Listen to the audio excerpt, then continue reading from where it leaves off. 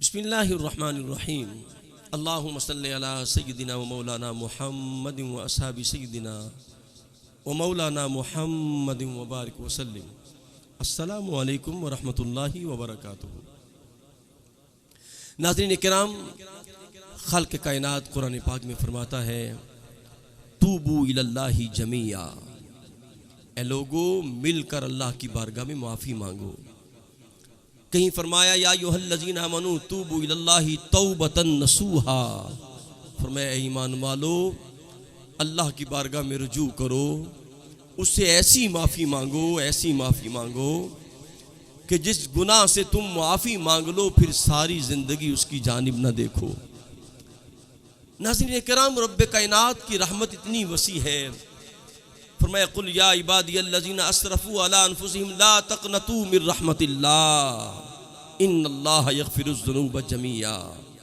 فرمایا اے میرے حبیب، میرے ان بندوں کو بتا دو، یا عبادی، یہ لفظ بڑا قابل غور ہے۔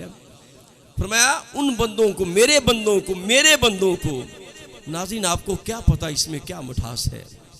جو ہے نا میرا بندہ، جو رب نے اپنی جانب نسبت کی، کائنات کے سمندروں کو اگر شہد سے بھر دیا جائے تو اتنی مٹھاس اس کے اندر نہیں ہے جتنی یا عبادی میں ہے۔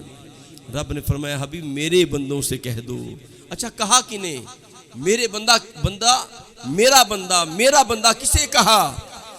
نیکوکار کو نہیں کہا، زاہد کو، عابد کو، عالم کو، تقوی طہارت والے کو نہیں کہا، وہ بھی شامل ہے، لیکن یہاں جو موضوع ہے کہا یا عبادی الذین اسرفوا علی انفسہم۔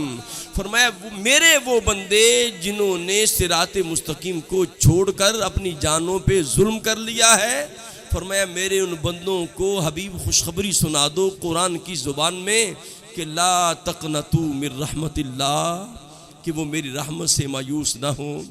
فرمایا وہ زمین و آسمان کو گناہوں سے بھر کے آ جائیں گے، ایک مرتبہ محبت سے پکاریں مجھے، فرمایا میں ان کے سارے گناہوں پر کلمے عفو پھیر دوں گا۔ وہ ایک شخص تھا نا، وہ ایک بت کے سامنے بیٹھا ہوا تھا، کئی سالوں سے یا صنم یا صنم یا صنم کہہ رہا تھا، یا صنم یا صنم کہہ رہا تھا۔ کسی نے کہا کہ جناب یا صنم کہتا یہ کیا دے گا تمہیں؟ وہ لگا رہا یا صنم کہتا رہا۔ اس کی زبان ایک مرتبہ پھسل گئی، اسے اونگ آئی تو زبان پھسل گئی، اس نے یا صنم کی جگہ یا صمد کہہ دیا، اللہ الصمد، یا صمد کہہ دیا، اس بے نیاز کو پکار لیا۔ رب نے فرمایا جبریل دوڑ کے جاؤ، میرے اس بندے نے مجھے پکارا ہے۔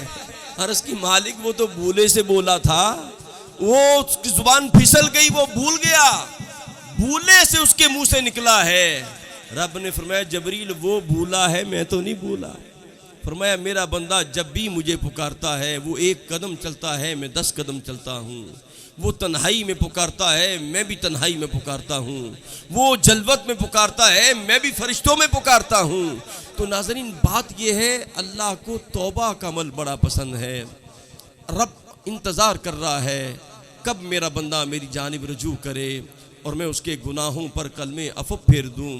قرآن پاک میں رب کائنات نے فرمایا الم یأن الذین آمنوا ان تخشع قلوبہم لذکر اللہ، کیا ایمان والوں پہ ابھی وہ وقت نہیں آیا کہ ان کے دل اللہ کے خوف سے دہل جائیں، ڈر جائیں، لرزہ بر اندام ہو جائیں۔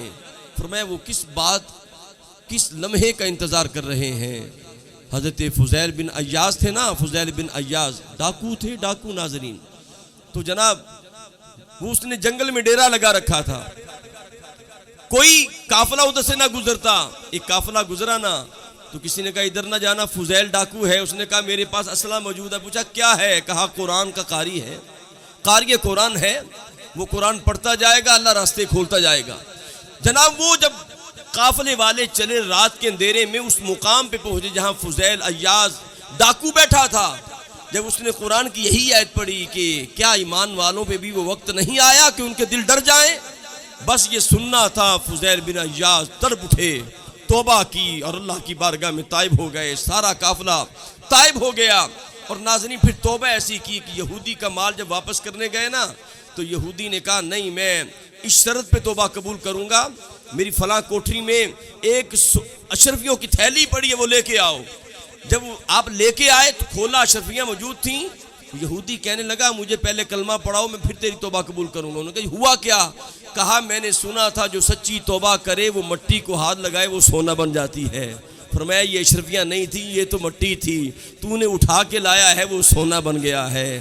اللہ ہمیں بھی ایسی توبہ کی توفیق عطا فرمائے۔ وآخر دعوانا ان الحمد للہ رب العالمین۔